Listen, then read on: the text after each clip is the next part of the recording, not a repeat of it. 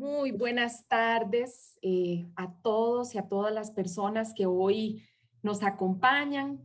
En nombre de la Unidad de Cultura y Deporte de San José y del programa Casa Cultural Amón del Instituto Tecnológico de Costa Rica en nuestra sede del Campus Tecnológico Local de San José, les damos la más calurosa bienvenida a este quinto ciclo de discusiones Desnudando el Patrimonio, hoy con el tema patrimonio y resiliencia.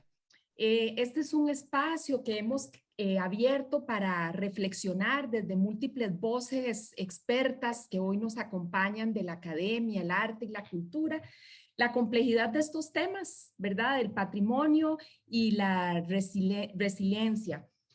Vistos esta vez a la luz de una realidad que ahora nos cobija y que nos tiene hoy pues reunidos y reunidas a través de esta pantalla y no en el cálido auditorio de nuestra casa cultural como ha ocurrido en otras ocasiones. Sin embargo, pienso que de alguna forma estar aquí es también una forma de resistir. Quiero agradecer profundamente la participación de las panelistas que hoy nos acompañan y del panelista que hoy nos acompaña, la señora Carmen Odio González, el doctor Francisco Corrales Ulloa, la doctora Marjorie Ross, la máster Jimena Escalante, la arquitecta Kenia García Baltodano y por supuesto agradecer profundamente a nuestro entrañable amigo y compañero de luchas, el arquitecto Andrés Fernández. Quiero también agradecer a las personas que hacen posible este espacio, a mis queridos compañeros y amigos entrañables, a Juan Pablo Campos y a mi compañera Alexandra de Simone, a quien en este momento le doy la palabra para hacer una breve introducción sobre este espacio que nos reúne hoy aquí. Buenas tardes. Muy buenas tardes. Qué gusto haber hecho realidad este momento donde vamos a compartir el pensamiento, pero con el pensamiento se comparten también muchas cosas.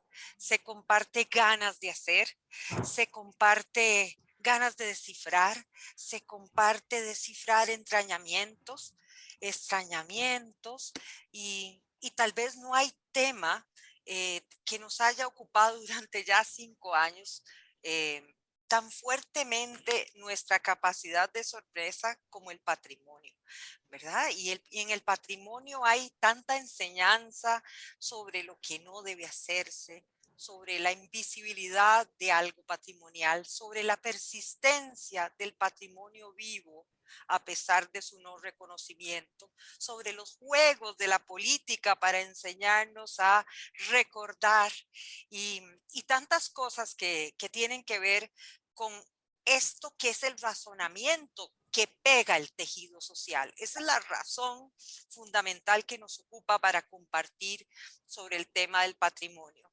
Pero no sospechábamos ninguno y ninguna de nosotros lo que nos tocaría vivir en los últimos ya casi 2 años, que es esta impronta brutal en nuestro día tras día, estos cambios absolutamente devastadores de todo lo que pensábamos que entendíamos.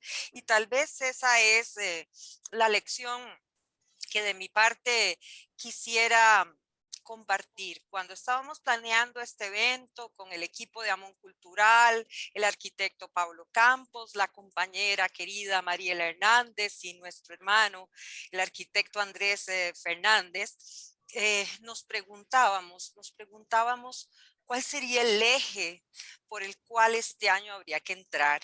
Y decidimos que era el mismo, el que no era posible descifrar nada en soledad ni con una sola voz.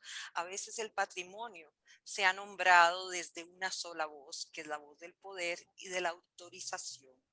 Y desde este espacio, esta cantera de 5 años, queremos seguir nombrando la polifonía, la única manera de descifrar las realidades complejas como el patrimonio hoy día como esto que reta toda nuestra capacidad de entender qué es la pandemia.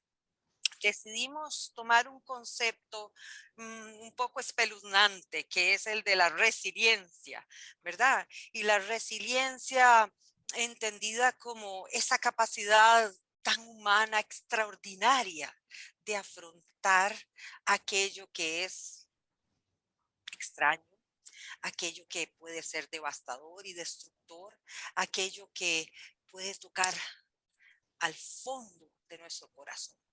Y en ese momento, nuestra compañera Mariela dice, es que no hay resiliencia en soledad. O sea, volvimos al encuentro, a la importancia de compartir y de usar esta vía, que es la que tenemos hoy, para estar más juntos que nunca. Les damos la bienvenida a nuestra comunidad Amón Cultural, a la red de empresas, de organizaciones, de instituciones, a la red de vecinos y vecinas, y también y muy entrañablemente a los y las artistas de la Asociación Costarricense de Artistas Visuales, que desde la epistemología del arte hoy este evento va a ser un insumo para el proceso de desarrollo de la colección número 12 de la memoria urbana del barrio Amón. Un saludo muy entrañable y muy cariñoso a todas las personas panelistas que van a compartir con nosotros, y les dejo con el arquitecto Andrés Fernández para entrar al asunto. Un abrazo muy grande. Bien, muy buenas tardes a todos. Sean bienvenidos a este quinto ciclo de discusiones que ya desde ese lustro, cuando iniciábamos ese lustro, ese camino que no sabíamos a dónde nos iba a conducir, denominamos Desdudando el Patrimonio, precisamente con un juego de palabras que apele a la duda por un lado, pero también a cómo saldarla, y saldarla a partir, como decía Alexandra de Simone, del encuentro, de la polifonía, de la pluralidad de voces y de puntos de vista que puedan aportar a un tema tan rico como es el del patrimonio. Hoy, en este quinto ciclo, hemos decidido encabezarlo con el lema de patrimonio y resiliencia, como decía Alexandra. No hay resiliencia en soledad. Regreso desde otro lugar. Ciertamente, la resiliencia se ha definido en términos generales como la capacidad de adaptación que un ser vivo tiene frente a un agente externo a él que perturbe de alguna manera su situación o su estado, ¿verdad? Algún elemento adverso. Y probablemente no habíamos sufrido como humanidad, por lo menos las generaciones que hoy estamos en pie, una situación tan adversa como la de la famosa pandemia de COVID-19, que ya nos tiene hace más de un año en vilo y sufriendo bajas todos los días, prácticamente que en todos los países del mundo. Frente a ello, hemos entonces como ciudadanos de demostrar nuestra capacidad de no solo de soportarlo, de afrontarlo como tal, como conjunto social, sino también de superarlo. Y no lo vamos a lograr solo, ni como sociedades hoy globales, ni como individuos hoy inmersos en un medio global facilitado por la digitalización de las comunicaciones. No en balde, el espacio donde hoy nos reunimos es un espacio virtual.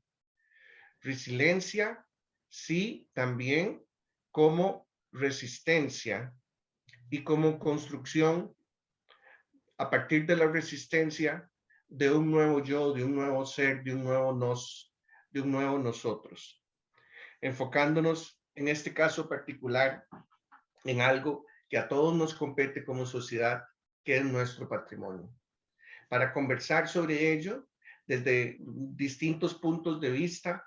Una vez más, y lo digo con el mayor de los placeres, una vez más tenemos el honor de contar con panelistas de lujo en esta extraordinaria ocasión, como han sido los otros 4, amigos entrañables, unos conocidos, otros que en este espacio nos conocemos, gente que definitivamente nos saca de foco con sus posiciones.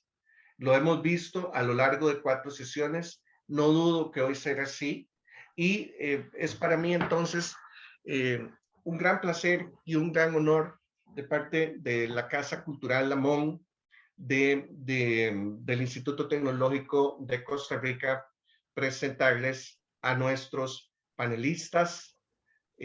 Nos acompaña la señora Carmen Odio González, una auténtica residente del barrio Amón y una auténtica resistente del barrio Amón, copropietaria de esa casa extraordinaria que es la Casa González Feo, sitio desde el cual Carmen ha generado todo un programa con su propio patrimonio de iniciativas de conservación y desarrollo del barrio Amón.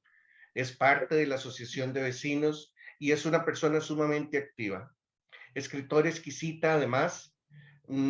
Tiene publicados dos libros de relatos de familia y El portón abierto, que llenan un sinnúmero de temas familiares de una típica familia de Barrio Amón, uno más rico que el otro y que, por cierto, me atrevo a recomendarles a todos. Nos acompaña también el doctor Francisco Corrales, que es doctor en antropología con énfasis en arqueología por la Universidad de Kansas y licenciado de la Universidad de Costa Rica.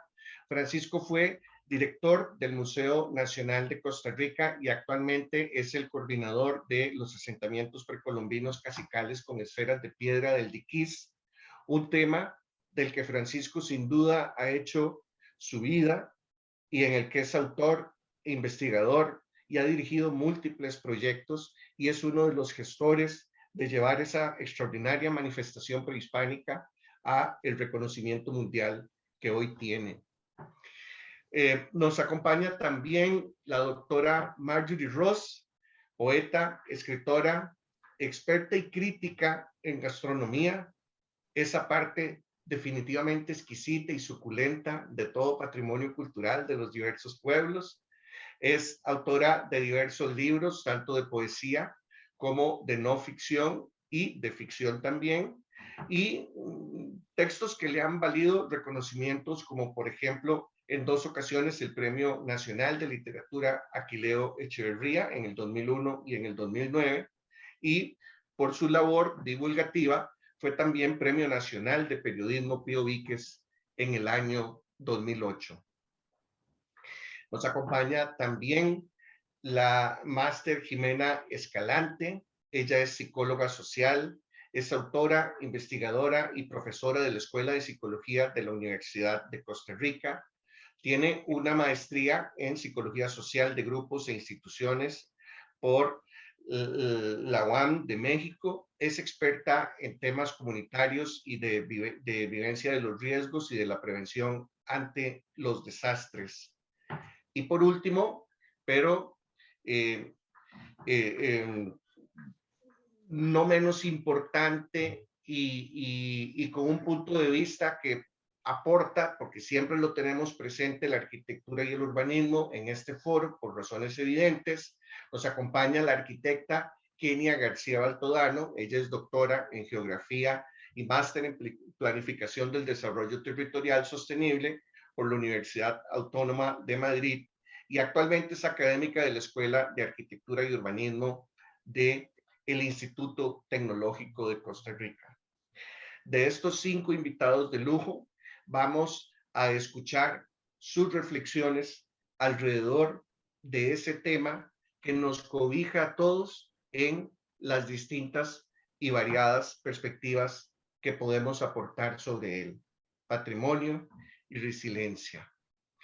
Para iniciar la ronda de participaciones, vamos entonces a escuchar la de mi querida amiga Carmen Odio González. Buenas tardes. Yo voy a empezar comentando desde el punto de vista cotidiano, del punto de vista de la vida diaria. Entonces, tal vez aquí está.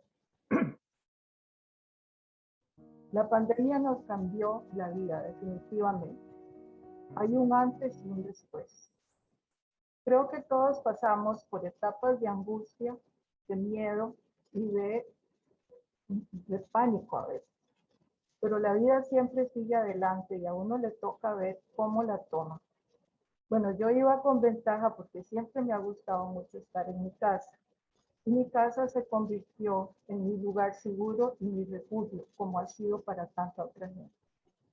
Me dediqué a hacerla lo más acogedora posible para mí, con las cosas que más me gustan. Por ejemplo, libros, música, comida, la tele y la compañía de mi perrita Maya. En resumen, el paraíso. La rutina fue la salvación. Cuando hay rutina, hay normalidad. Da una sensación de normalidad que tranquiliza mucho. La computadora y el teléfono se convirtieron en mis medios de comunicación con el mundo exterior. Y a través de las redes sociales seguí en contacto con amigos y también con desconocidos. Éramos una especie de resistencia ante el enemigo. Mi página en Facebook fue mi medio de expresión y ahí pude seguir compartiendo mis historias. Pues a veces sirve recordar que antes también se pasaron momentos duros y se superaron, que todo pasa y que nosotros también pasaremos y el mundo sigue adelante. Bueno, aquí vemos a mi querida compañera Mayita. El patio de mi casa es un patio muy tranquilo, muy silencioso. Es un espacio que me ha dado mucha serenidad en medio de todo este tumulto. Está lleno de luz y a mí me encanta andar entre las matas y la tierra y ver la vida renovarse. Estar en contacto con las cosas más reales y más básicas, que eso también ayuda y ayuda a la serenidad. Aquí, por ejemplo, quité una enredadera que ya se había salido de control y salió a la luz un león, que por ahí se ve encima de la fuente, que estaba medio escondido, no se había desaparecido, pero bueno, ahí está ahora entero. Todavía yo no pierdo la esperanza de que tal vez para Navidad pueda reunir a mis amigos y celebrar de nuevo. Ojalá.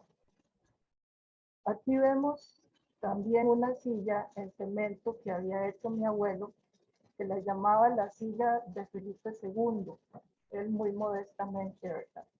Y se sentaba ahí a contemplar las flores, las matas, la fuente. Y él también superó muchísimas cosas. Y bueno, si él pudo, ¿por qué no voy a poder yo? Trabajando en el patio, trabajando con las matas, haciendo cambios, esto fue ayudándome también a poner en perspectiva la pandemia. El monstruo no es tan malo como lo pintan. Uno lo puede controlar.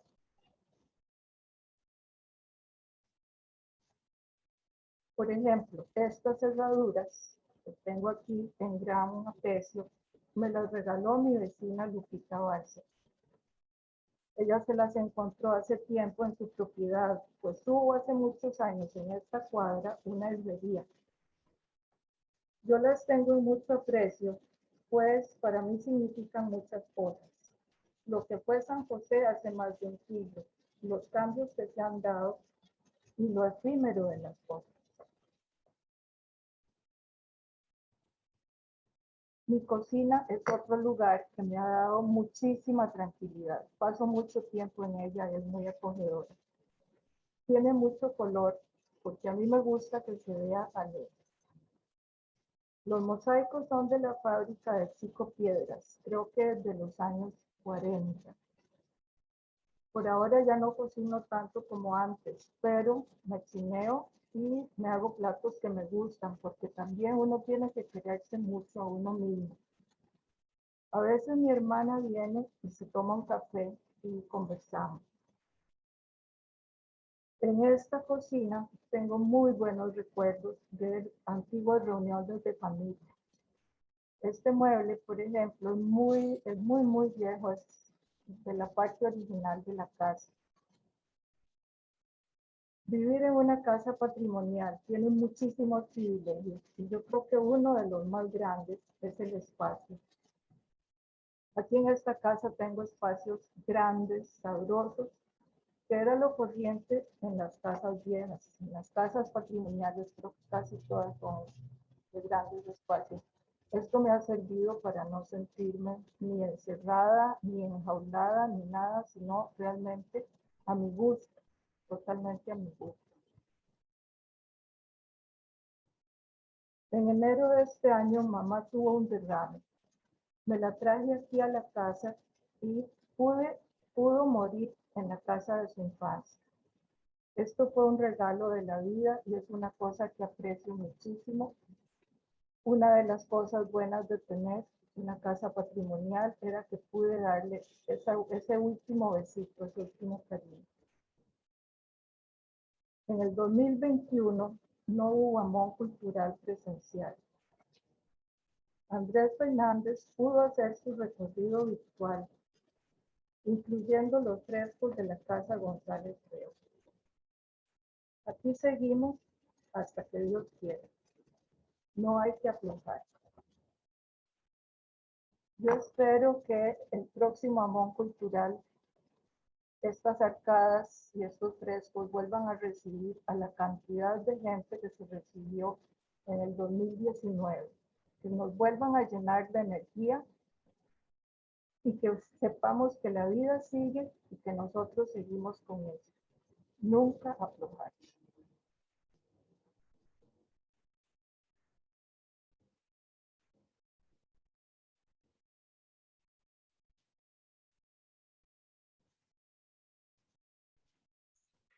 Muy bien. Muchísimas gracias a Carmen por ese exquisito testimonio donde se permite entonces reflexionar a partir de la cotidianidad, la coyuntura que estamos viviendo y el hecho de vivir en la que sea posiblemente una de las más valiosas casas de carácter patrimonial de la ciudad de San José. Escucharemos a continuación al doctor Francisco Corrales, que igualmente nos compartirá también una presentación. Francisco. Muchísimas gracias, Andrés. Voy a tratar de subir la presentación. Ah, bueno, ya nos la subió Juan Pablo. Perfecto, mucho mejor. Muy bien, primero agradecer la invitación y abordando el tema, yo quise tratar de recuperar una memoria, unos datos que obtuvimos en nuestras investigaciones arqueológicas allá en el sur de Costa Rica. Y quiero contarles de un ejemplo de resiliencia del pasado. Estamos en el delta del Iquís. Esa es una zona muy llana, entre los ríos Térraba y Sierpe.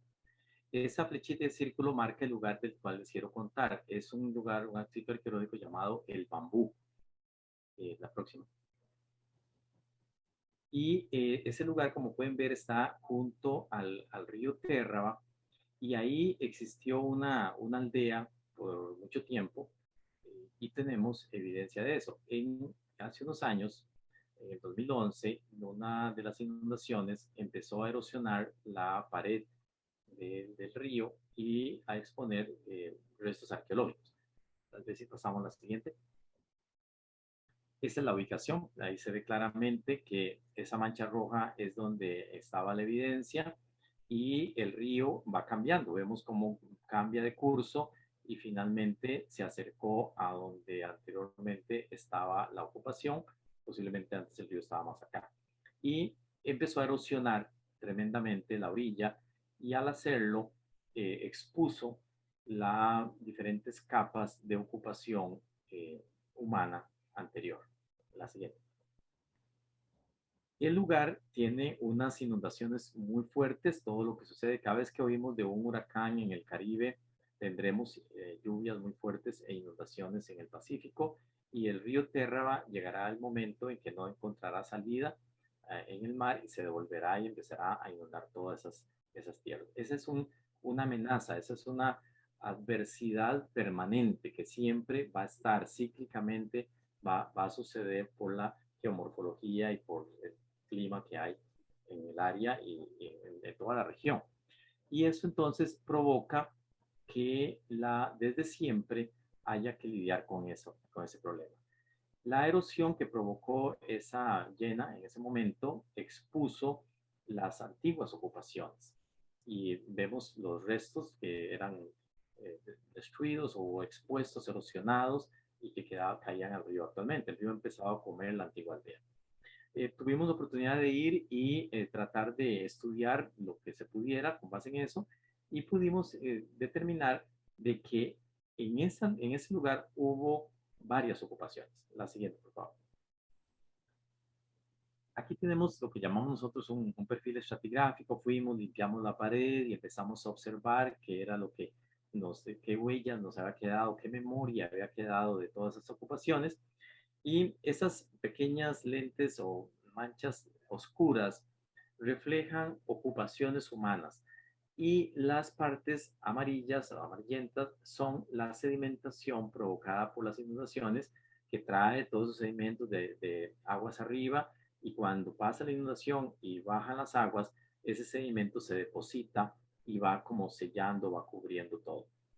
Vemos en el gráfico a la par que pudimos distinguir hasta 6 diferentes capas, y varias de ellas reflejan ocupaciones humanas.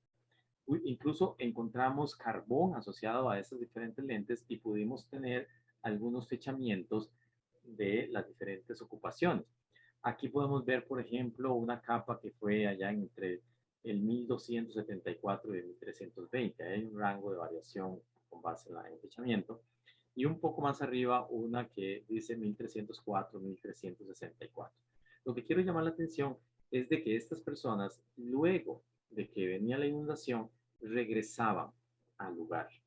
A pesar de que había esa adversidad, esa tragedia, esa calamidad, el lugar era su hogar. El lugar era la tierra de ellos, y volvían también por las ventajas que tenía junto al río, la navegación, posiblemente los recursos. Y tenemos, pueden ver ahí varias manchas de cómo a lo largo del tiempo, en la época precolombina, esta gente volvía a su lugar, resistía los embates de la naturaleza, volvía, limpiaba, edificaba de nuevo, sembraba, y ahí quedaba su huella. Pero más interesante aún, sí, la siguiente, por favor, fue que en uno de los estratos, en uno de los cortes que hicimos, vimos los restos de una enorme vasija, una gran vasija, y en lo que había caído y en la par encontramos una de las escasas escenas de vida representadas en cerámica. Pero es una escena de vida muy particular. Si ustedes observan, van a ver que hay un grupo de personas que van como en una fila, como apoyándose, y hay una persona que parecería ser una mujer apoyándose sobre ellos. Aquí vemos una figurita en detalle donde además esas personas, esas mujeres llevaban un niño cargando, y a la par vemos un individuo, una persona, no sabemos si es mujer o hombre, que tiene una vasija y otra que se está sirviendo. A mí me gusta pensar que es como una fiesta, una celebración, y que ahí se está tomando chicha, que siempre es como la celebración. Pero nos remite al tema de esta conferencia, de este simposio, que es: no hay resiliencia en soledad. Esa resistencia, esa vuelta al lugar, ese volver a ocupar ese terreno, volverlo a hacer habitable, porque era el lugar de ellos, era un esfuerzo colectivo.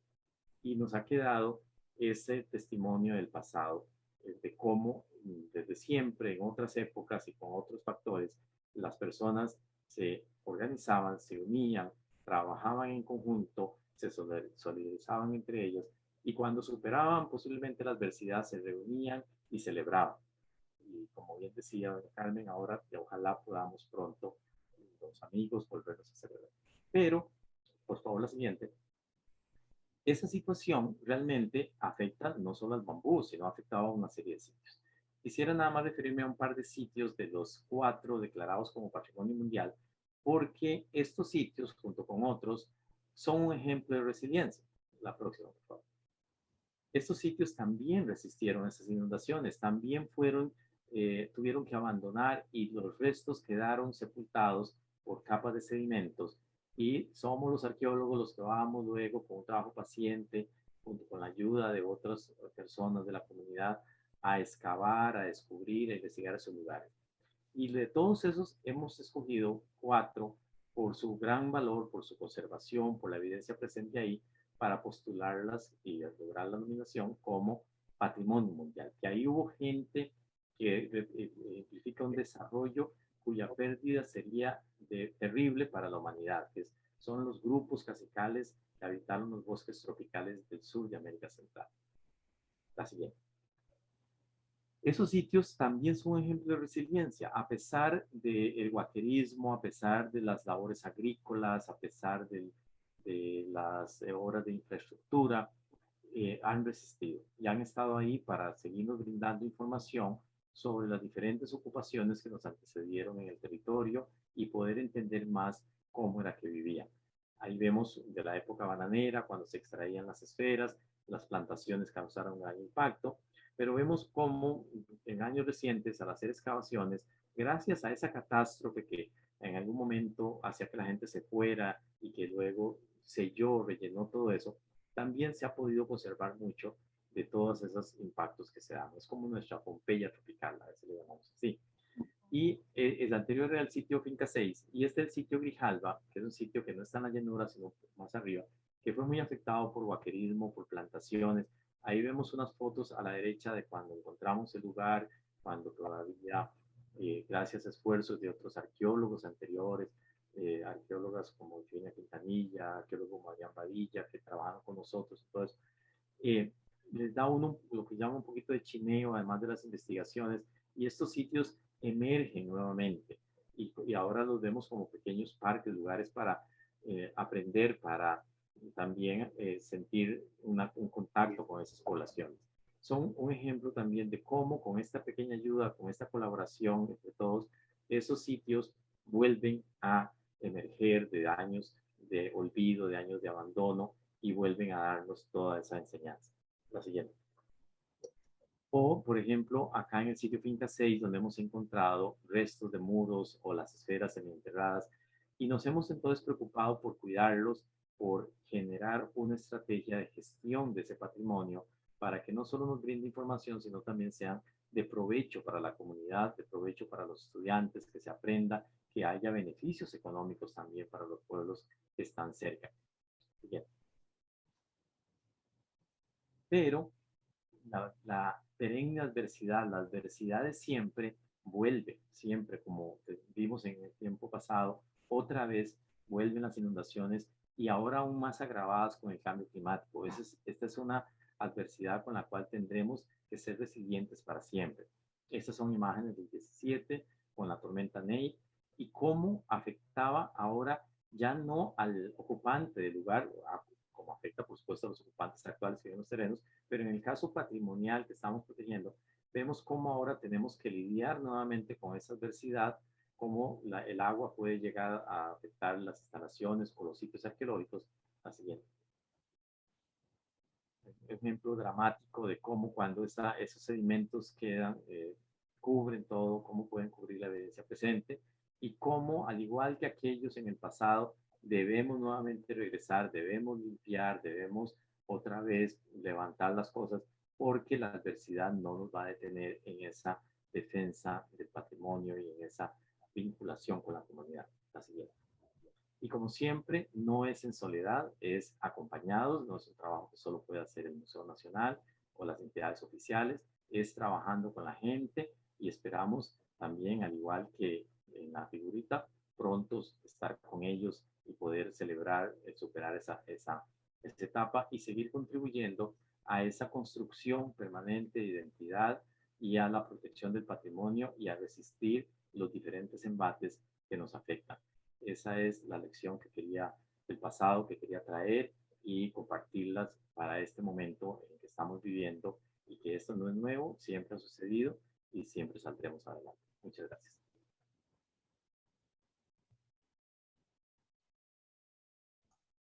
Muy bien, muchísimas gracias a Francisco por su intervención en la que nos ha compartido esa experiencia sin duda apasionante de la arqueología, porque es la búsqueda de esos testimonios que pueden aflorar de la tierra, y en este caso que lo hacen permanentemente, aunque los riesgos también, en este caso de índole natural, también son permanentes y vienen a sumarse siempre a aquellos que ya de por sí causamos los demás como sociedad.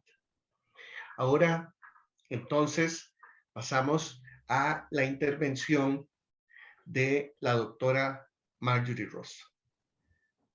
Marjorie. Bueno, primero que nada, les agradezco a los organizadores haberme invitado a este foro sobre un tema que me apasiona, como es el patrimonio, y que voy a tratar desde uno de los ángulos que más me interesan, que es el patrimonio culinario. Mi recuento va a tener un sesgo personal ineludible, ya que les voy a contar fases que he visto y vivido en ese proceso, algunas veces relacionadas con mis propias investigaciones. Hace unas 4 décadas, nuestra cocina estaba sufriendo fuertes embates, ocasionados por un cambio en horarios de trabajo, en la eliminación de la enseñanza de la cocina en escuelas y colegios, y la llegada de las primeras cadenas foráneas de alimentación rápida. La comida rápida se convirtió en una gran novedad que fue desplazando lo que eran las recetas tradicionales. Era ya una frase común señalar, incluso en los ámbitos académicos, que la verdad es que no existía una cocina costarricense que mereciera rescatarse. Por otra parte, había un desprecio de tipo patriarcal que llamaba artes mujeriles varias artes en las que también se incluía la cocina. El arte gastronómico era mujeril, y eso hacía que no se considerara un tema de interés como para rescatar o estudiar en serio.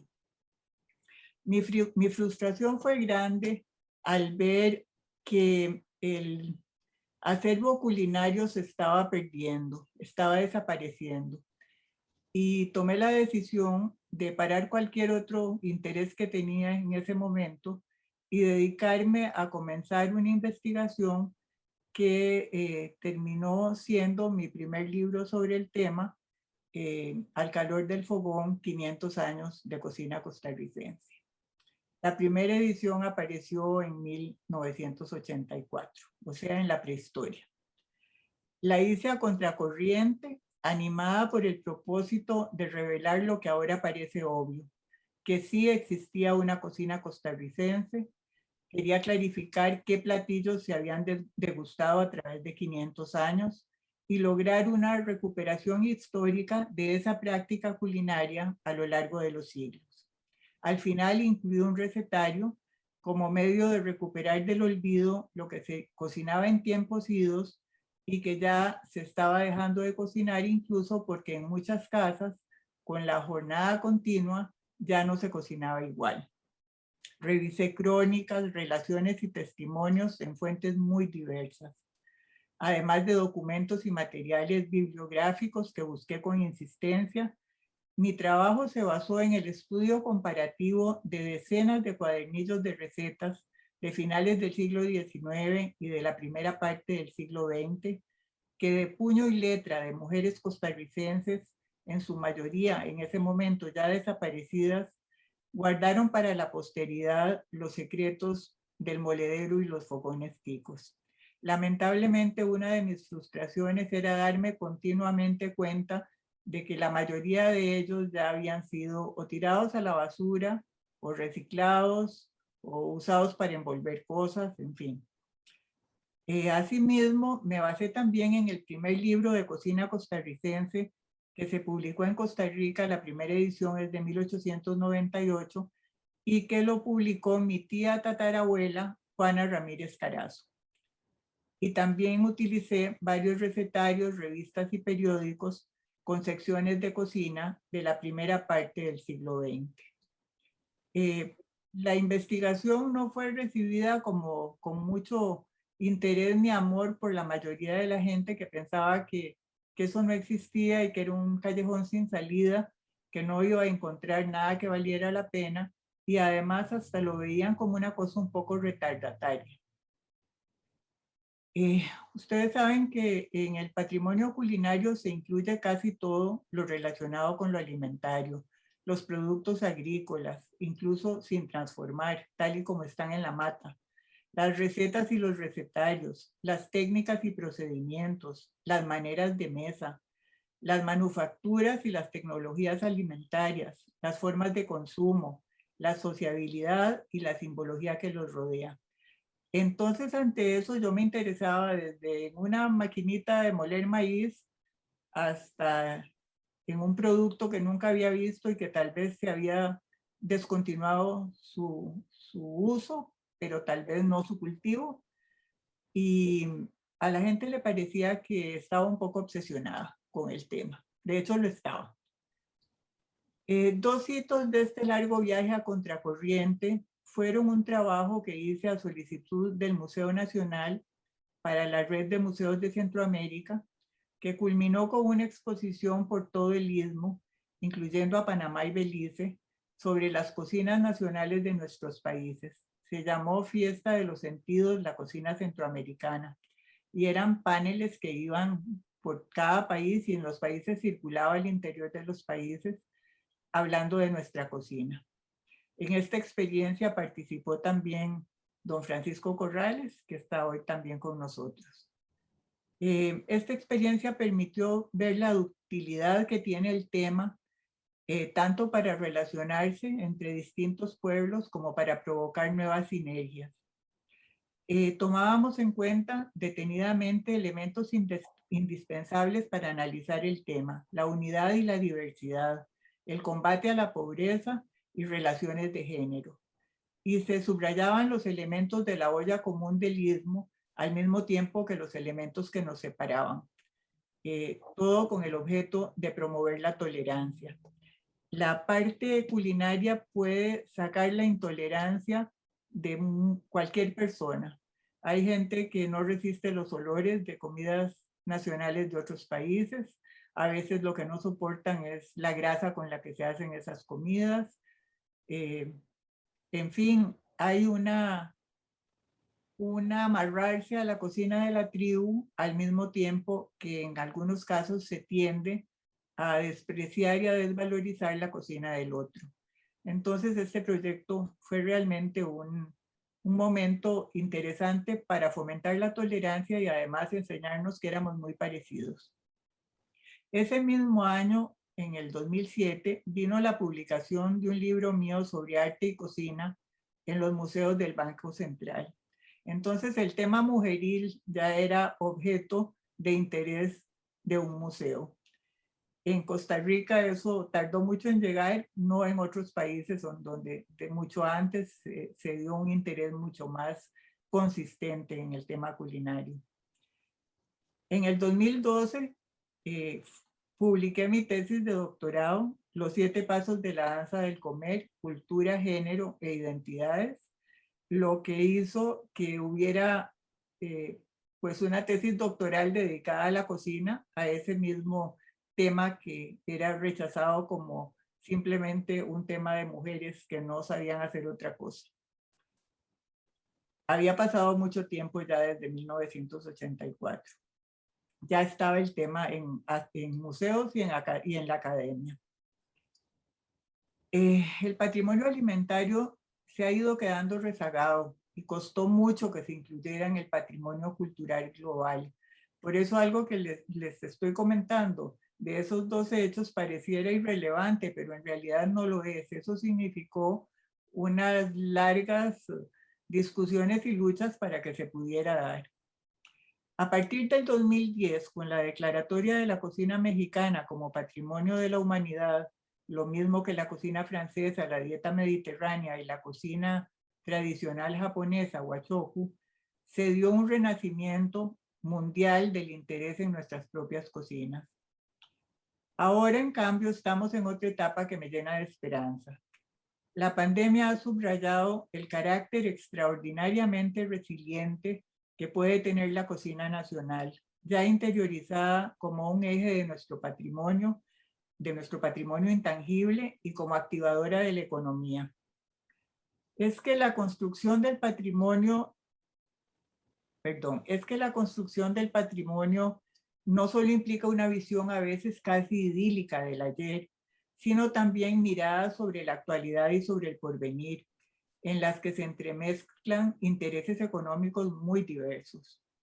Comienza ahora a verse con claridad cómo un trabajo enlazado entre instituciones educativas y varios otros sectores, como el agrícola, el de restaurantes y afines, el turístico y el museográfico, con nuestra cocina como estandarte, puede servir para aumentar la resiliencia al trabajar sobre varios ejes y no solo evitar la desaparición de las prácticas ancestrales, sino asegurarles su desarrollo y permanencia y que mejoren el nivel de vida de los pueblos. Hay un elemento muy importante en esta etapa en el país, y es que se involucran actores nuevos, un grupo de chefs, la mayoría jóvenes, que entienden la importancia de trabajar de manera novedosa sobre nuestros productos y de darle un nuevo hálito a los platos tradicionales, con otro detalle importante, que son convencidos defensores de nuestra diversidad ecológica y cultural y trabajan buscando la excelencia. Mérito debe darse también en este largo proceso a los programas de cocina de la televisión, así como al papel de gestora y embajadora de nuestra cocina que cumplió con excelencia la chef Isabel Campabadal, autora asimismo de varios libros de cocina, a quien hace unos pocos años se le entregó el Premio Magón, el máximo galardón que se otorga en el ámbito de la cultura nacional. También tienen un lugar muy importante nutricionistas como Marcela Dumani, antropólogas como Patricia Sedó, investigadoras como Leila Garro, estudiosa de las cocinas indígenas, y muchas personas más que agotaría el tiempo en nombrarlas. Asimismo, hay que mencionar el rol protagónico predominante del Centro de Investigación y Conservación del Patrimonio Cultural del Ministerio de Cultura, que ha publicado libros sobre la cocina de todas las zonas geográficas del país. La articulación del patrimonio culinario con los conceptos de tradición, identidad y autenticidad juega hoy un papel primordial en la definición de las políticas culturales y comerciales de muchos estados, lo que es ya lugar común en otras latitudes. En nuestro país apenas se está haciendo camino, pero es claro que al implementar esas sinergias exitosamente, se disminuye en mayor medida la profunda brecha geográfica y social que padecemos. Lo culinario está enormemente relacionado con la afectividad. De hecho, nuestros gustos se comienzan a formar en el vientre materno, pero también en la convivialidad, y si no hay resiliencia en soledad, sí que la habrá si se fundamenta en lo que nos mantiene con vida y nos lleva a compartir el alimento. Allí, es mi opinión, donde se pone en evidencia la íntima relación entre patrimonio culinario y resiliencia, más aún en tiempos de pandemia, cuando los sectores relacionados han resultado fuertemente golpeados y muchos de ellos literalmente arruinados por la nueva normalidad. Pero no se puede desestimar el hecho de que ha habido ya emprendedores en el sector que han mostrado esa enorme resiliencia necesaria y han reformulado sus maneras de plantearse su oficio y su relación con el público. Es deseable que todos los sectores involucrados tengan claro el papel primordial hoy en día, después de varias décadas, de lo culinario en esa resistencia y resiliencia necesaria en todos los sectores para poder remontar la crisis. Muchas gracias. Muchas gracias, Marjorie, por esa intervención que nos ha llevado de la mesa al gran panorama, que más allá de ella es el comer, la comida, la gastronomía y los productos que la nutren y aquellos que la hacen posible para nosotros.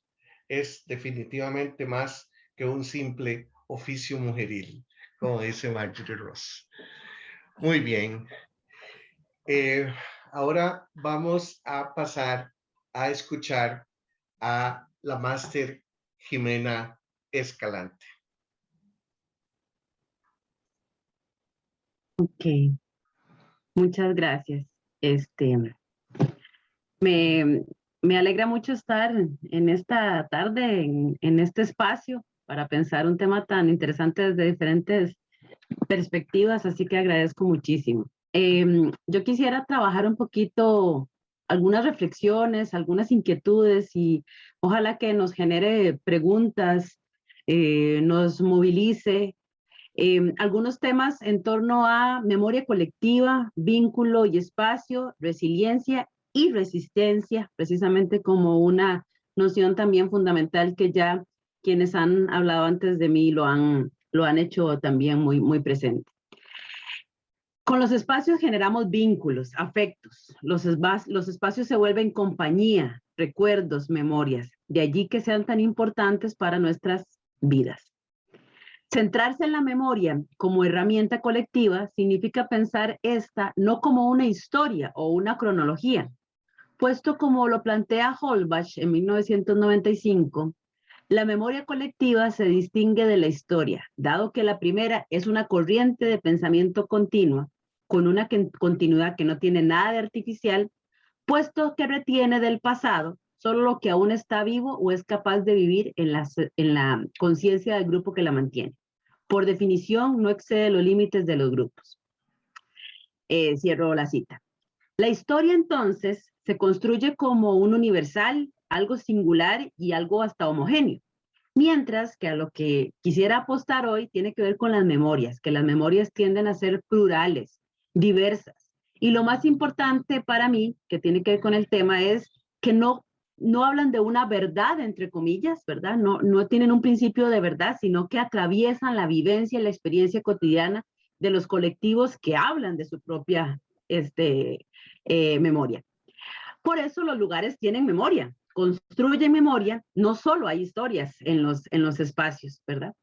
Hay memorias de eventos, hay memorias de hitos, de personas que pasan por cada uno de los lugares de los espacios, ¿verdad? De momento, es decir, los espacios se hace memoria de procesos subjetivos, ¿verdad? Que para mí me parece que es algo pues muy rico para pensar el espacio que nos rodea. La memoria aborda entonces no solo representaciones, sino significación y también imaginación. Pensar en la memoria es pensar en sucesos, pero no como un modo de almacenamiento, sino como un modo de darle sentido a la realidad permanente en la que nosotros vivimos. Tenemos que darle sentido a esa realidad. Y entonces precisamente la memoria nos permite darle sentido. De esta forma, muchos autores han planteado que la memoria es constituyente de los procesos subjetivos y no constituida previamente, sino que nosotros lo constituimos. Por eso tenemos memorias producidas en vínculo.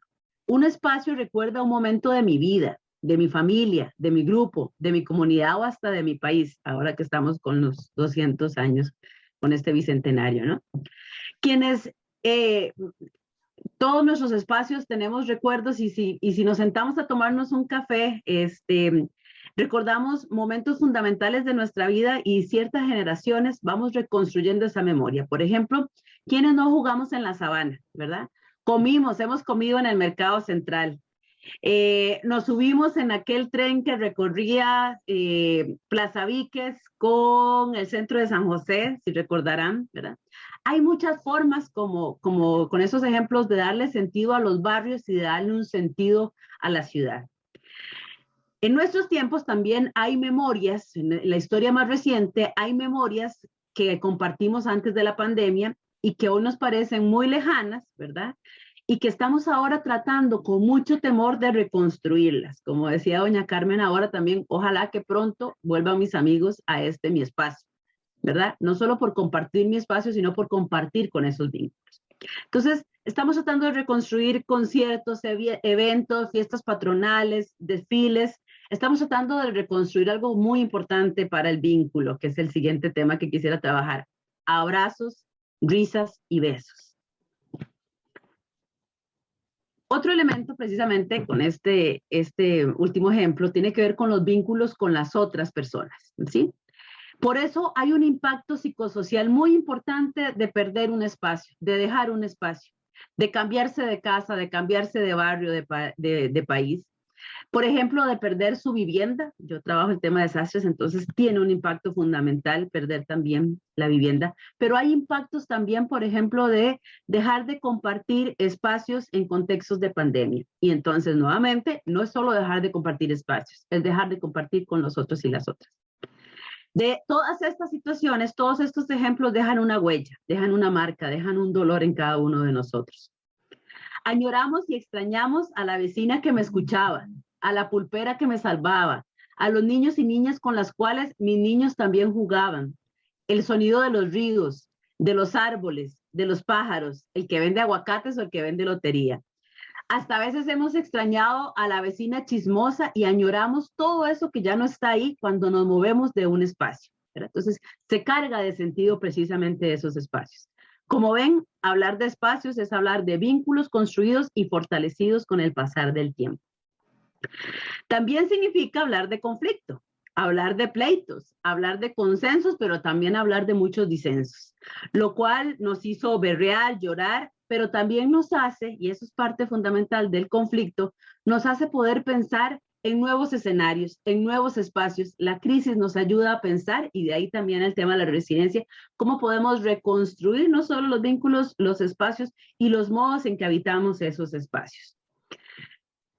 No solamente nos vinculamos con los espacios, nos vinculamos con los objetos que ahí habitan y aún más con las personas que pasan por esos espacios.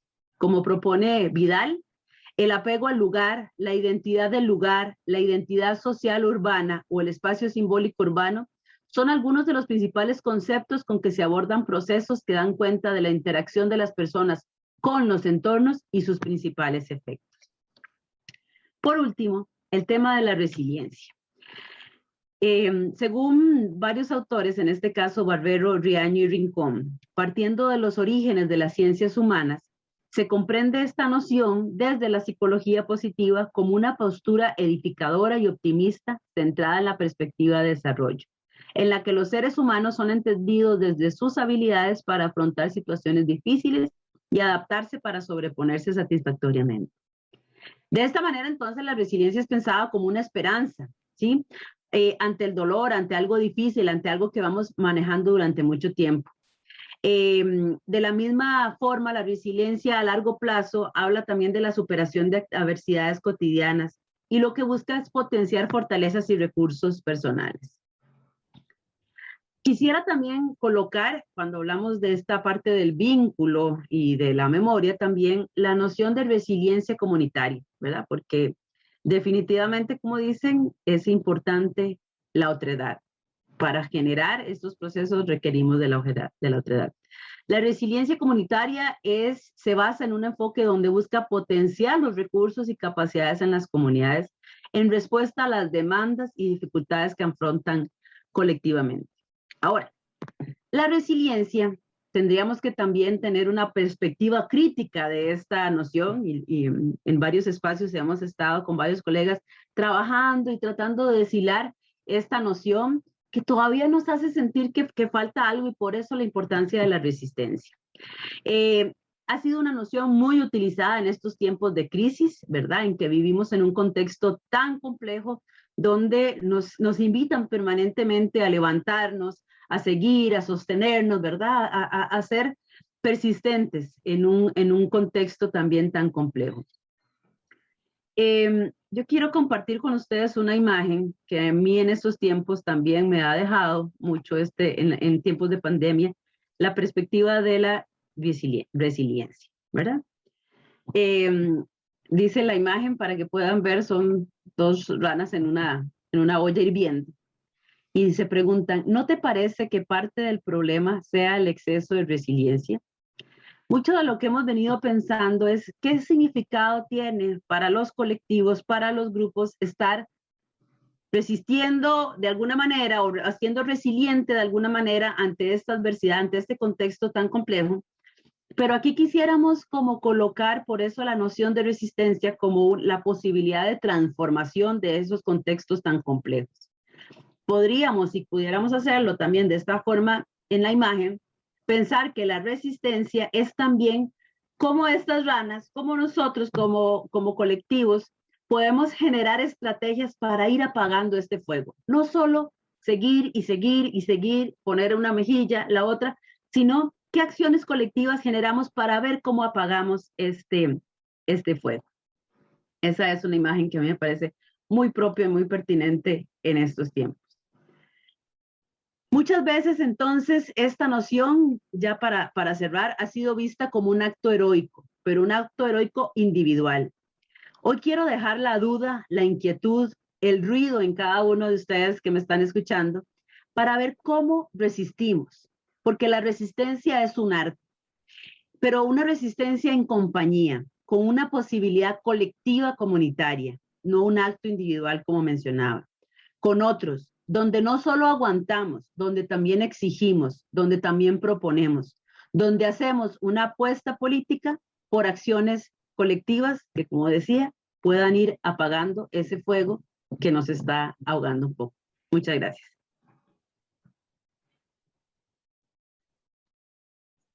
No, estoy seguro que si estuviésemos en un auditorio físico se escucharían los aplausos ante esa intervención y ante el ingenio de compartirnos, Jimena, esa ilustración que a mí también, y creo que a todos los que están con nosotros, me parece sumamente pertinente. Resiliencia como resistencia, pero una resistencia entonces propositiva, proactiva, sinérgica, y de ahí entonces supongo que vendrá la construcción de nuevos vínculos, ¿no? Para religarnos con el colectivo.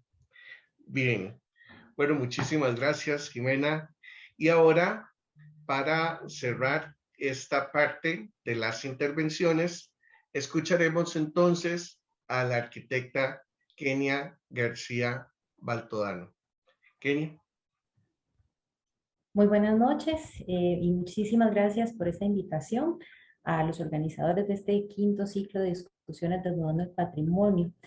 Este en definitiva es un espacio muy importante que anualmente nos reúne para hablar sobre el patrimonio, para reflexionar sobre él y en definitiva pues el tema que escogieron este año pues totalmente pertinente, ¿verdad? Y creo que es algo sobre el cual merece una muy buena reflexión. Como ya se ha indicado, pues este año reflexionamos sobre el patrimonio y la resiliencia, partiendo de la premisa vital de que la resiliencia no existe en soledad, pero a esto yo le añadiría que tampoco existe el patrimonio en soledad. Entonces, yo quisiera centrar mi participación en exponer la relación fundamental que existe entre el territorio, la sociedad y el patrimonio como elementos que se complementan y que establecen sinergias entre sí, siendo esto fundamental para poder hablar de resiliencia. Desde este punto de vista, yo quisiera establecer algunos aspectos esenciales. El primero de ellos es que el patrimonio cultural es subjetivo y depende del reconocimiento de valores establecidos por la sociedad. Los bienes y las manifestaciones culturales en sí no son patrimonio a menos de que exista una valoración de la sociedad, mediante la cual se identifiquen y se asuman como referentes de identidad. Partiendo de esas ideas, el patrimonio necesita de procesos de legitimación por parte del pleno de la sociedad, o como lo mencionaba al inicio Alexandra, en algunos casos desde los sectores dominantes de la misma. Los valores que la sociedad le asigna al patrimonio dependen de las coyunturas históricas y de lo que los grupos sociales consideren significativo en este momento, en función del contexto económico, social y cultural. Y eso va a determinar qué elementos tienen una condición especial que los convierte en parte de ese patrimonio cultural y por tanto deben protegerse y conservarse. Así las cosas, el patrimonio cultural depende de la sociedad y de sus procesos culturales e históricos. Se va a ver influido tanto por las personas del pasado como por los del presente, y también lo será por los del futuro. Un tema que nos recordaba doña Marjorie también. De ahí parte el segundo aspecto que quisiera mencionar, y es que también el patrimonio es dinámico, está en constante renovación y resignificación. Y en buena medida esto implica la resiliencia, tanto por la creación de nuevos bienes y de manifestaciones culturales que se llegan a constituir en patrimonio, como por la reinterpretación que pueden hacer otras generaciones de los mismos en coyunturas distintas a las originales. El tercer aspecto al que quisiera hacer mención está relacionado con la función del patrimonio cultural como promotor de cohesión social. Hay una estrecha relación entre el patrimonio y la sociedad, y hace que el primero sea considerado un bien colectivo, de lo cual nos hablaba anteriormente Jimena. Y eso ayuda a que se realice una reflexión social y que se construyan vínculos sociales necesarios para mantener la unidad del grupo. Como señala el autor Juan Agudo Torrico, el valor de todo testimonio cultural deviene de su significado en relación con los usos que ha tenido en el contexto de las colectividades que los ha creado y que los reproducen. De esta forma, el patrimonio solo va a tener sentido mientras sea relevante para la sociedad como colectivo, fortaleciendo la identidad y propiciando la cohesión social. El cuarto aspecto al cual quisiera hacer mención es la relación biunívoca que existe entre el patrimonio y el territorio, pues el patrimonio, al igual que la cultura, tienen un marco territorial claro. Ya las cartas internacionales desde la década de 1970 pues señalan este vínculo, y el cual está definido por los procesos de influencia recíproca que existen entre ellos. De esta forma, los bienes y las manifestaciones culturales son reflejo del territorio donde se originó y de los distintos procesos socioeconómicos y culturales que en él se desarrollan. El patrimonio cultural, por tanto, constituye un referente simbólico del territorio que ayuda a conformar lo que entendemos como identidad. Un aspecto que es muy importante de destacar es que ni el territorio ni la cultura pueden desligarse de la historia, pues en coyunturas temporales y socioeconómicas concretas, en donde se generan bienes materiales o expresiones inmateriales que posteriormente pueden convertirse en patrimonio. El reconocido geógrafo español Miguel Ángel Troitiño plantea al respecto que historiar el territorio de una perspectiva espacial es fundamental para interpretar el patrimonio en su dimensión territorial. Como quinto aspecto a considerar, se encuentra la relación entre el patrimonio con la memoria colectiva. El patrimonio contribuye a reforzar la memoria, tanto en el sentido de rememorar aspectos importantes para grupos sociales concretos, como para reinterpretarlos en función de los procesos sociales contemporáneos. De esta manera, se fortalecen los nexos significativos entre pasado, presente y futuro, ayudando también a consolidar la identidad. La memoria colectiva, a la vez, ayuda a configurar imágenes del patrimonio en función de su percepción y del uso que se le dé a este. El economista francés Xavier Graffet afirma que existen tres formas de recibir, considerar y utilizar la imagen del patrimonio. Y estas son como un recuerdo único incorporado a una materia. En este caso, el patrimonio es visto como un bien colectivo que contribuye a nuestra capacidad reflexiva y a la construcción de vínculos sociales que necesitamos como sociedad. Un segundo aspecto es como un flujo continuo. Entonces el patrimonio no se valora solo por su existencia, sino por los usos que puede ofrecer. Por ejemplo, posibilidades de visita, de aprendizaje, de generación de conocimientos, inspiración para crear nuevos diseños, nuevos servicios o nuevos bienes. Entonces implanta una capacidad económica que puede generar empleos, nuevos ingresos. En este caso, el patrimonio se ve como una fuente de valores de uso, y este puede ser tratado como un bien privado que puede generar beneficio a la comunidad. También el patrimonio, desde este punto de vista, puede ser visto como oferta que podemos modificar y reenviar a otros. El patrimonio en este caso no vale tanto por la transmisión, el almacenamiento, la reproducción de un pasado significativo o útil, sino por la conciencia y la significación de las creaciones mismas. Aquí hay un valor de recepción y del uso del patrimonio que busca mejorar la creatividad humana. Y en este caso, el patrimonio se convierte en un bien colectivo o un bien común. Estas tres visiones se intersecan y permiten considerar el patrimonio cultural no solo como un recurso excepcional recibido del pasado, sino también como la base para una creatividad económica y social que necesita la sociedad. Por tanto, puede ser una buena oportunidad para construir resiliencia, en especial en coyunturas complejas como la que vivimos actualmente. El sexto y último punto que quisiera mencionar es la relación que existe entre el patrimonio con la identidad cultural y, por tanto, con la construcción de una identidad territorial. La identidad cultural está estrechamente vinculada al patrimonio y a la memoria. El primero por remitir a los símbolos y representaciones en los cuales la sociedad se reconoce, y la segunda porque permite encontrar en el pasado referentes que un colectivo particular interpreta como propios. La identidad cultural implica pertenencia a una comunidad a partir del reconocimiento de los elementos culturales comunes y compartidos, lo que el autor Carlos Jara denomina el sentido de mismicidad.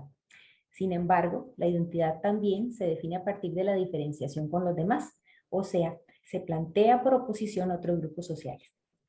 Por otro lado, hay que señalar que la identidad cultural, al igual que el patrimonio, es dinámica, se transforma en función de las coyunturas históricas, de la cultura y de los procesos socioeconómicos, y también por influencias externas. Si bien la identidad no necesariamente está ligada a un territorio particular, en el caso de estarlo, puede contribuir a crear una imagen del territorio, dándole una coherencia y unidad que, a la vez que favorece la generación de sentido de pertenencia de los habitantes, contribuye a su reconocibilidad para los foráneos. Eso es particularmente importante porque implica que el territorio, a partir de la identidad cultural y por ende de su patrimonio y la memoria colectiva, posee características culturales que la diferencian del resto, otorgándole lo que metafóricamente podríamos denominar su propia personalidad, su identidad territorial. La identidad territorial es un sentido cultural compartido entre las personas que viven en un mismo lugar e interactúan cotidianamente. Es más que un espacio físico con determinadas características. Se trata de una construcción social que se sustenta en atributos geográficos, históricos, sociales, de género, etc. Por tanto, pueden coexistir en un mismo territorio varias identidades, aunque debido a procesos sociales y políticos, pues alguna pueda ser predominante. Como se ha visto, todas estas consideraciones presentadas evidencian que el patrimonio, la sociedad y el territorio mantienen una relación muy estrecha y equilibrada, donde cualquier afectación a alguno de estos elementos repercute en los demás. El fortalecimiento de estos vínculos contribuye a la estabilidad social y cultural, a la vez que potencia las oportunidades de desarrollo de los territorios, en función tanto de la conformación de estructuras sociales que orientan los procesos por la potenciación de sus componentes basados en la identidad cultural. Para el TEC, bajo su compromiso con la sociedad, es fundamental contribuir con las comunidades en estos procesos de fortalecimiento de vínculos entre la sociedad y el territorio. Y el patrimonio se ha convertido en una herramienta fundamental para lograrlo. De esta forma, pues tenemos ya varios proyectos que trabajan en esa línea y el destacar, por supuesto, el trabajo que realiza la Casa Cultural con todo el tema de rescate del patrimonio, de puesta en valor, es fundamental. A mí me gustaría compartir una experiencia en la cual participo y es el proyecto de extensión Heritage Puerto Limón, el cual pues es uno de los proyectos que se desarrollan por parte del TEC en la ciudad de Limón. En dicho proyecto, bueno, participamos extensionistas y estudiantes de las escuelas de Arquitectura y Urbanismo, Administración de Empresas, perdón, y Diseño Industrial, en conjunto con una red de actores vinculados al patrimonio limonense. Como es conocimiento de todos, la ciudad de Limón tiene un rico patrimonio cultural y natural, producto tanto de su entorno, su historia, su plurietnicidad y la interculturalidad que tiene. Este constituye un recurso sumamente valioso que requiere fortalecerse, ponerse en valor y aprovecharse de forma sostenible. Este proyecto pretende contribuir al uso estratégico de los recursos patrimoniales limonenses bajo una visión de desarrollo endógeno que involucra la aplicación de un enfoque territorial, la implicación de agentes sociales y la necesaria participación de los agentes claves en el proceso de ejecución, así como la búsqueda del máximo aprovechamiento de los recursos locales. En este proyecto se establecieron 4 ejes de trabajo que buscan apoyar a la comunidad en este proceso. El primero de ellos fue identificar y evaluar colaborativamente con la comunidad los recursos patrimoniales del centro histórico y el barrio Jamaica Town, que es uno de los sectores más antiguos de la ciudad de Limón. En segundo lugar está el desarrollo de un proceso de capacitación que ahorita está en curso sobre gestión de recursos patrimoniales, el cual está abierto a la comunidad de Limón. Como tercer eje, se ha conformado una red de trabajo colaborativo donde participan diversos agentes, entre ellos el gobierno local, líderes comunales, miembros del sector privado y asociaciones ligadas a la cultura limonense. Esa red, con el apoyo del TEC, ha venido desarrollando diversas acciones que buscan poner en valor y difundir el patrimonio limonense. Finalmente, el cuarto eje es la elaboración de un plan estratégico de gestión de los recursos patrimoniales del casco histórico y el primer ensanche de la ciudad de Limón, el cual se espera pueda ser una herramienta que guíe acciones respecto a la puesta en valor y aprovechamiento del patrimonio. Este ha sido un proceso arduo, pero consideramos que muy fructífero, porque ha servido para evidenciar esa relación del patrimonio y del territorio, y que esperamos a futuro, pues constituye una oportunidad para la población, sobre todo en estos momentos donde se necesita la reinvención, el trabajo conjunto y las nuevas visiones que nos ayuden a ser resilientes. Muchas gracias. Muchas gracias, Kenia, por esa reflexión en que nos acercaste a el concepto de territorio como contenedor de colectividades que resisten también a partir de la construcción social que hacen del patrimonio. Ahora, y para cerrar, vamos a tener una pequeña contrarréplica de parte de nuestros panelistas en exactamente el mismo orden en que nos han compartido sus inquietudes y planteamientos, por cierto, como puede ir viendo nuestro público, uno tan rico como el otro, a pesar de la diversidad de perspectivas de donde provienen, también convergentes en ese lema que nos cobija hoy en este quinto ciclo de conversaciones sobre desnudando el patrimonio, de patrimonio y resiliencia. En ese sentido, cedo nuevamente la palabra a mi querida amiga Carmen Odio. Bueno, en realidad yo creo que ya lo que me queda a mí es felicitarlos a todos, perdón, especialmente al TEC, agradecerle al TEC por esta idea tan especial y tan linda. Yo siempre digo que el tecnológico es lo mejor que le ha pasado a Barrio Amón y siempre me lo confirman. Y felicitar a mis compañeros, que estuvo muy interesante todo. Les cedo el tiempo que yo tenga y gracias por todo. Y Andrés, gracias por tus palabras. Muchas gracias a todos. Buenas noches. Gracias a vos, Carmen. Como siempre, es un placer compartir con vos esa pasión por el barrio, que en este caso se convierte en el barrio de todos, que es Barrio Amón. Comparto esa hermosa opinión de que el TEC es probablemente algo de lo mejor que le puede haber pasado al barrio. Don Francisco Corrales.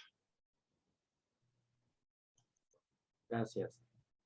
Yo quería más bien retomar algo de lo que mencionó Kenia, que es algo que a mí me llama poderosamente la atención, realmente cómo es de dinámico el tema de la identidad y el tema del territorio. Nuestra experiencia en el cantón de Osa, tal vez recuerdan las imágenes finales de mi presentación, en donde una comunidad que desciende en gran mayoría de personas que llegaron con la compañía bananera, se han apropiado de ese patrimonio que encontraron o que más bien lo que motivó a sus padres o abuelos llegar, que fue la bananera y la exposición de ese patrimonio cultural, los ha hecho ahora apropiarse de él y construir esta identidad como oseños a partir de esos legados como las esferas de piedra, que ahora es casi posible mover una esfera de un lugar público a otra porque hay una movilización, porque son las esferas de ellos. Y sin embargo, sus abuelos o sus tatarabuelos vinieron de otro lado. Y entonces hay como una vez que ese territorio se vuelve el propio, también aquellos elementos en él que se consideran patrimonio también se vuelven propios. Y en un lapso muy rápido, ya son parte de la identidad que se construye.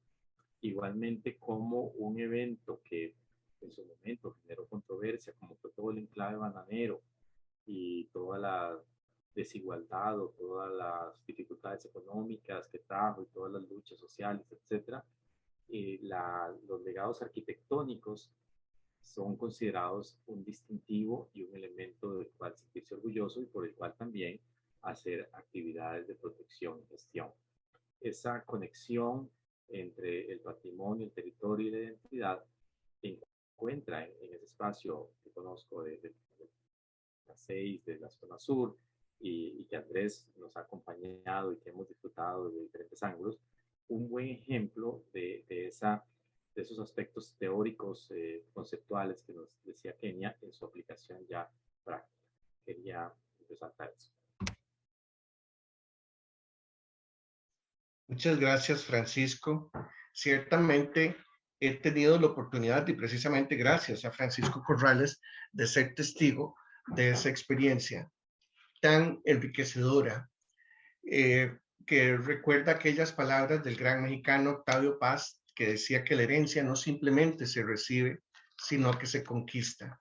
Las comunidades entonces pueden ir al encuentro del que construyen y crean como su patrimonio también.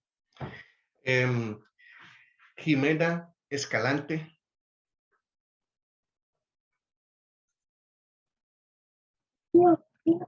Gracias.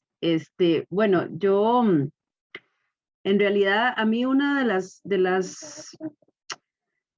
de lo que más me ha dolido de la pandemia, además de todos los efectos en la salud pública y en la salud de cada una de las personas a nivel mundial, tiene que ver también con precisamente este tema del vínculo, de cómo de alguna manera los espacios colectivos, los movimientos sociales, las apropiaciones del espacio público que tanto habíamos como avanzado en América Latina y especialmente en Costa Rica, de alguna manera se han replegado.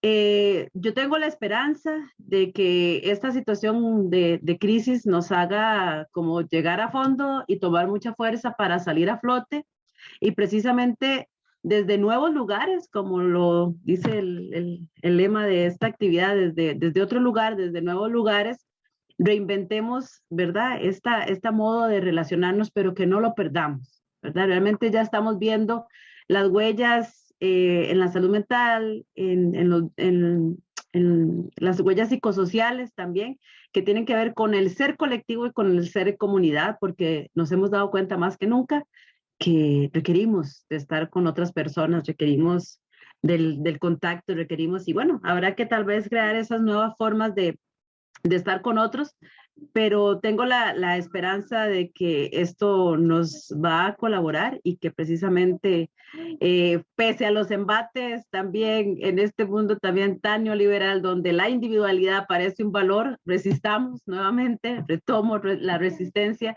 de lo colectivo como algo que sea nuestro estandarte. Así que creo que eso sería tal vez como lo que me llevo de hoy también y de escuchar tanta diversidad, tanta riqueza, y creo que me da un aire nuevo para seguir respirando día con día. Muchas gracias.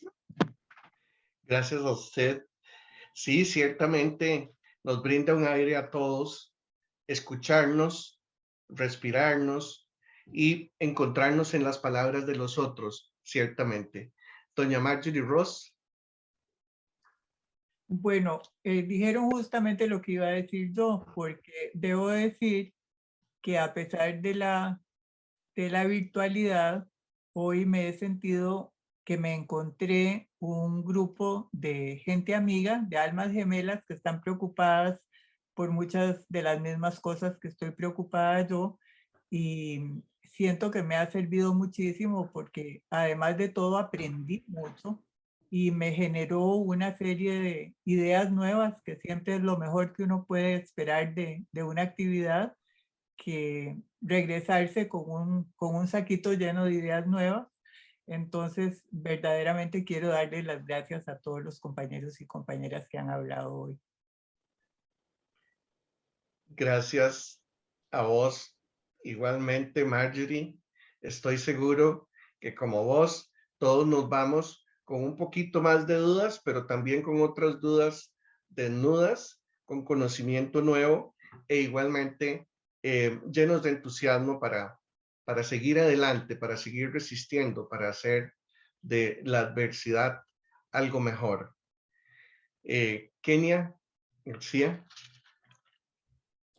Sí, yo, al igual que las personas que me han antecedido, darles las gracias porque esta oportunidad ha sido sumamente enriquecedora de poder escuchar pues tantas visiones diferentes y a la vez compartidas, ¿verdad? Sobre el tema de patrimonio. Yo quisiera destacar una de las frases que mencionó doña Marjorie, y es que el patrimonio no podemos solamente verlo con una visión idílica. Y me parece que en estos tiempos donde pues, la situación se ha puesto tan complicada en tantos aspectos sociales, económicos y demás, el patrimonio puede ser una oportunidad para toda la población, tanto en el sentido de poder generar esos vínculos, esos procesos colectivos de los que nos mencionaba Jimena, como también dentro de procesos económicos que nos puedan ayudar a salir adelante dentro de esos procesos. Y bueno, y darle nuevamente las gracias a la organización por este espacio tan rico y tan importante para todos. Muchas gracias. Muchas gracias a usted, Kenia.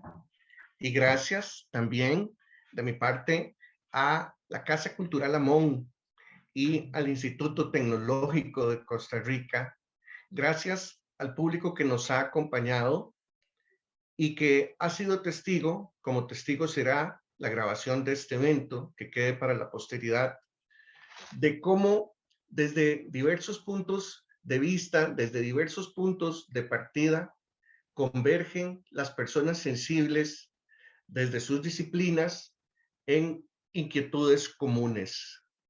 Así, por ejemplo, y recapitulando de manera pero muy sintética, Carmen Odio parece decirnos que pasa, todo pasa. Carmen Odio, alguien que hizo de su casa su refugio y su rutina, su normalidad, su nueva normalidad, su nueva cotidianidad. El de Carmen fue un testimonio vivencial y josefino de resiliencia, regido por aquel que José María Cañas, nuestro gran escritor costarricense, llamaba el 11º mandamiento: no aflojar. Francisco Corrales nos contó, además con esa capacidad que tiene siempre para ser ameno dentro del ámbito de lo científico, que a pesar de los pesares, hay una resiliencia allá en el sur de Costa Rica que literalmente aflora de la tierra como testimonio de resistencia frente a las adversidades de la naturaleza. Estratos que son también otros lugares y lugares desde los que se vuelve y se ocupa de nuevo la vida. En este caso, claro está, la vida de nuestros ancestros indígenas, pero hoy todavía también de las comunidades sureñas de Costa Rica. Marjorie Ross, desde ese ámbito tan extraordinariamente rico como puede ser la gastronomía, nos habla de ella como resistencia, pero también como acervo de cultura, como resistencia también y resistencia y reivindicación del género, de lo mujeril, de la cocina, de la comida como ritual, como encuentro y como ese encontrarnos como pueblos y como individuos en una danza de los sentidos gustosos, a veces golosos y por ello, por supuesto, resilientes también. Jimena Escalante enfatizó al principio en la memoria, el vínculo y el espacio. porque los espacios, en tanto que tangibles, se vuelven intangibles, se intangibilizan en la memoria y se convierten así en herramientas de creación de vínculos colectivos y resistentes que sensibilizan los espacios. Un círculo que se cierra, el escenario del ser, con todo lo contradictorio que es nuestro ser social de humanos, así de conflictivo, pero así también de potencial creador de nuevos vínculos y de reconstrucción de lo cotidiano, hacia donde deberíamos entonces dirigirnos como sociedad.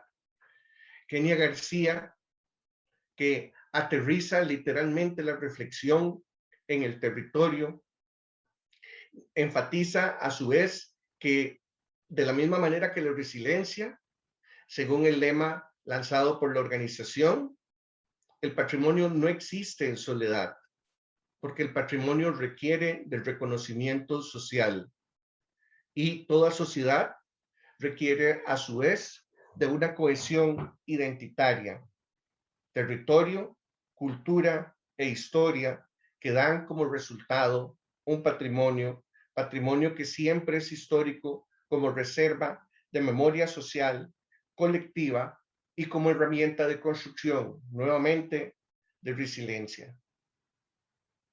Una vez más, cabe enfatizar la diversidad de perspectivas, 5 visiones, 5 puntos de partida, pero sin embargo, como la confluencia en lo humano del patrimonio y en la herramienta que es, además del recurso cultural, para construir vínculos entre nosotros como seres humanos, como sociedades y para resistir no solo la actual pandemia, sino prácticamente que cualquier circunstancia adversa que se nos presente a futuro como seres humanos, como costarricenses y en términos generales, como individuos.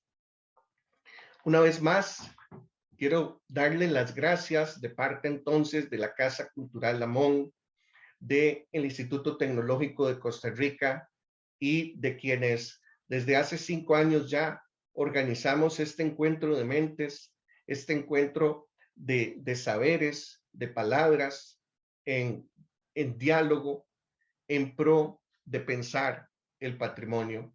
Quiero darle las gracias a nuestros 5 distinguidos invitados que vienen a enriquecer lo que ya se va volviendo una pequeña y riquísima galería en Desnudando el Patrimonio. Con eso, entonces, llegamos al fin de este encuentro. Muchas gracias nuevamente a quienes nos acompañaron y muy buenas noches a todos.